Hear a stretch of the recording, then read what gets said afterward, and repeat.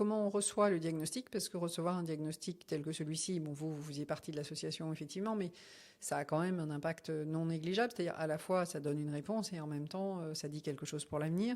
Et la deuxième question, c'était le gynécologue était probablement informé du fait que vous aviez le TDPM, mais vous propose la pose d'un stérilet en cuivre.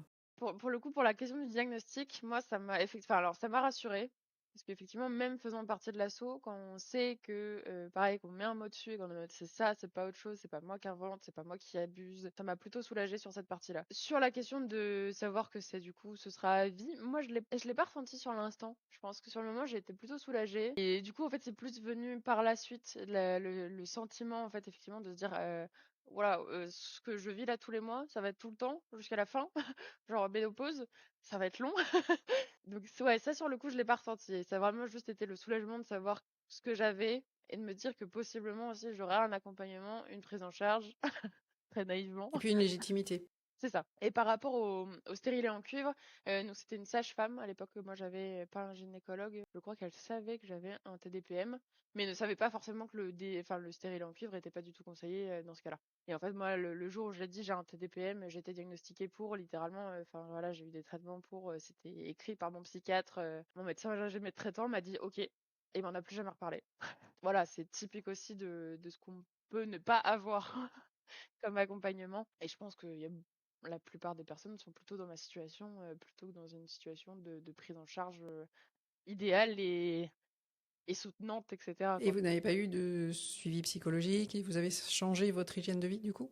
Mon hygiène de vie, effectivement, enfin moi j'ai toujours eu un truc assez stable, donc en fait j'ai juste accentué une attention, enfin l'attention que j'avais déjà en fait par rapport à tout ça. Globalement, effectivement, moi en fait, par exemple sur l'alcool, j'en buvais déjà assez peu et au final j'en bois encore moins, si ce n'est pas du tout sur la période du TDPM. Moi, ce qui pêche, ce serait effectivement aussi pas mal l'accompagnement psychothérapeutique que j'ai pas. Mais parce que j'ai des difficultés aussi à trouver voilà, des professionnels de santé sur ma région qui sont disponibles. Pareil, je pense que c'est quelque chose d'assez représentatif. L'impact du trouble tant sur la vie quotidienne que sur le travail. On va peut-être commencer sur la vie quotidienne. Donc la vie quotidienne, c'est le couple, les relations amicales, la vie pour faire ses passions, etc., etc. Toute votre vie de tous les jours, mais aussi faire ce qui est quotidien, c'est-à-dire, comme vous le disiez tout à l'heure, se laver, se faire à manger, l'autonomie en fait. L'impact du TDPM, il est gigantesque. En fait, c'est sur la gestion des tâches du quotidien. Très personnellement, moi, c'est effectivement énormément de mal, par exemple, à tout ce qui va être manger. Moi, enfin, globalement, réussir à me lever, bon, selon les matinées, je prends beaucoup plus de temps que d'habitude, mais j'y arrive. Aller travailler, voilà, etc. Les tâches où je vais devoir prendre soin de moi, aussi donc en m'alimentant, en prenant le temps de faire à manger, etc. Tout ça, pour moi, la plupart du temps, ça me demande énormément d'énergie, énergie que j'ai pas, envie que j'ai pas. Et en fait, c'est un énorme cercle vicieux. Parce que, bon, pour prendre cet exemple spécifique sur l'alimentation, moi, c'est vraiment, j'ai pas d'énergie pour me faire à manger, etc. En plus, possiblement, j'ai 2 jours de vaisselle qui sont accumulés, donc j'ai pas non plus, en fait, l'énergie pour faire ça. Et tout ce qui va être échange social va être extrêmement compliqué. Sortir de chez moi, pareil, très difficile. Enfin, c'est vraiment une énergie vraiment négative, Tout quoi. coûte de l'énergie, c'est ça en fait. C'est que peut-être que ce qu'il faut dire pour des gens qui pourraient nous écouter et qui ne souffrent pas de ce type de trouble-là, c'est que ce qui pour nous paraît naturel, effectivement, se laver, dire bonjour à quelqu'un, répondre au téléphone, se faire chauffer un café, etc., qui sont des choses qu'on fait quotidiennement, voire plusieurs fois par jour. Bah, toutes ces choses-là, en fait, coûtent de l'énergie. Mais pour nous, elles sont transparentes parce qu'elles font partie de choses qu'on fait naturellement. Mais pour des personnes, effectivement, qui ont un type de trouble type TDPM, ça coûte beaucoup d'énergie. C'est ça. Ouais, vraiment, c'est tout geste du quotidien.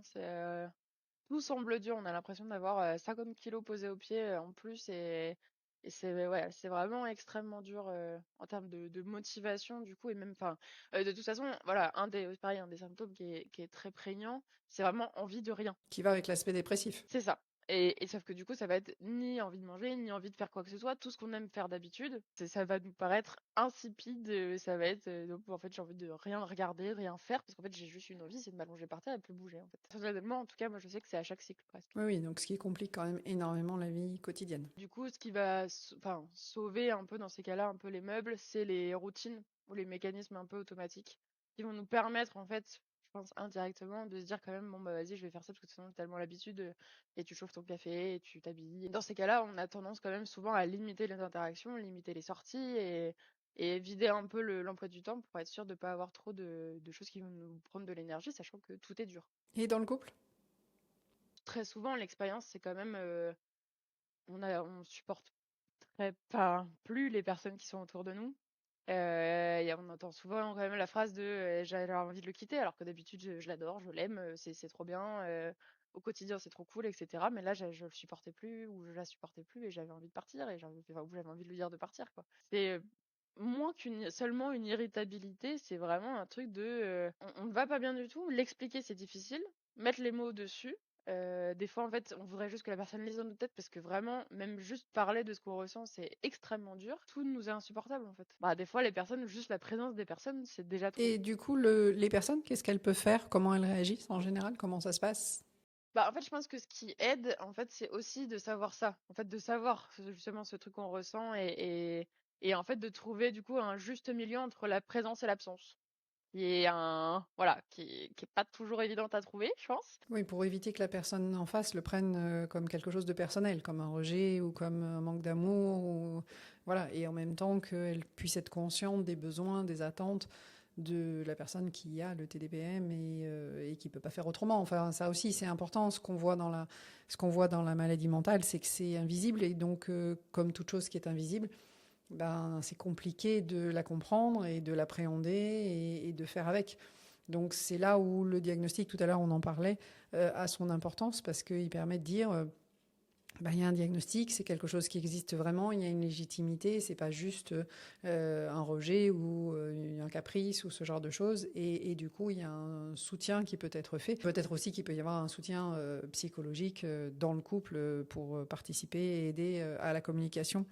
Et tout à l'heure, vous disiez aussi que vous faites, vous, des groupes de parole. Donc, est-ce que vous faites des groupes de parole aussi pour les proches? Pour l'instant, c'est que pour les personnes concernées directement, mais on sait que c'est un besoin qui a été exprimé plusieurs fois.